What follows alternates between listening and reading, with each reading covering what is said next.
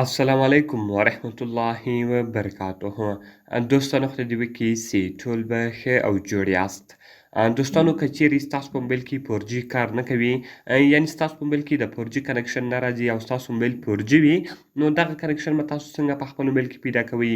په دغه ویډیو کې به زه تاسو ته یو ډېر ښایسته او اسانه طریقه درښیم چې تاسو به ډېر په اسانه طریقه سره وکولی سئ چې په خپل موبایل کې د 4G اپشن پیدا کړئ.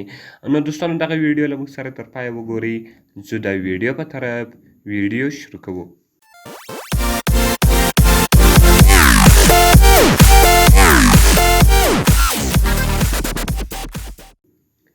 نو دوستانو تر ویډیو شروع کېدل مخکې چیرې تاسو ویډیو لایک کړې نه وي، مهرباني سره وکړئ ویډیو سره لایک کړئ او د هغه رقم یې له خپل ملګرو سره شیر کړئ او د دا رقم ته نورو ښایسته ښایسته ویډیوګانو لپاره زموږ چینل خامخا سبسکرایب کړئ، ځکه په دغه چینل کې موږ ستاسو لپاره هره ورځ د هغه رقم ښایسته ښایسته ویډیوګانې اپلوډوو.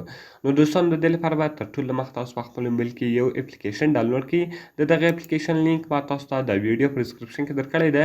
تاسو ډېر په اسانۍ سره کولی سئ چې دغه اپلیکیشن له هغې څخه ډاونلوډ کړئ. نو دوستانو کله چې تاسو دغه اپلیکیشن له هغې څخه ډاونلوډ کړئ، نو دوستانو تاسو لیدلی سئ چې زما د موبایل کنکشن چې ده هغه 3G ده. نو دلته ګوره دوستانو تاسو کتلی سئ چې دغه 3G ده. اوس زه غواړم چې دغه 4G ته واړوم. د زیاترو خلکو موبایلان دا رقم وي چې هغه 4G وي او د دوی په موبایل کې خالي 3G راځي، یعنې 4G کنکشن نه ورکوي. نو تاسو به دغه اپلیکیشن په خپل موبایل کې انسټال کړئ او بیا به دغه تاسو خلاص کړئ. نو تاسو به په سټارټ اینډ کنټینیو باندې کلیک وکړئ.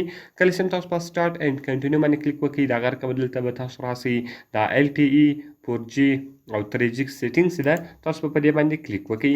نو کله چې ګوره دوستانو تاسو په دې باندې کلیک وکړئ، د هغه رقم به دلته تاسو راسئ په دې اپشن باندې به کلیک وکړئ. کله چې ګوره دوستانو تاسو سلیکټ پریپیرډ نیټورک ټایپ، کله چې دوستانو تاسو په دې باندې کلیک وکړئ، دلته به دوستانو تاسو راسئ LTE به ور وښایاست. نو ګوره دوستانو زه راځم LTE ورښیم. دلته ګوره دوستانو تاسو کتلی سئ چې زه ورته وایم صرف د LTE اونلی وي، یعنې صرف د 4G وي. نو ګوره دوستانو اوس به هغه کنکشن 4G ته واوړي. دلته تاسو لیدلی سئ چې اوس هغه کنکشن 4G ته واوښتی. نو په دغه طریقه سره تاسو کولی سئ چې تاسو د خپل موبایل کنکشن 4G ته واړوئ.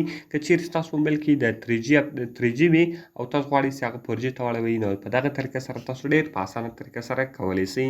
نو دوستانو که مې ویډیو خوښ سوي ویډیو خامخا سره لایک کړئ، له خپل ملګرو سره یې خامخا شیر کړئ او د دا رقم ته نورو ښایسته ښایسته ویډیوګانو لپاره زموږ چینل خامخا سبسکرایب کړئ، ځکه په دغه چینل کې موږ ستاسو لپاره هره ورځ د هغه رقم ښایسته ښایسته ویډیوګانې اپلوډوو.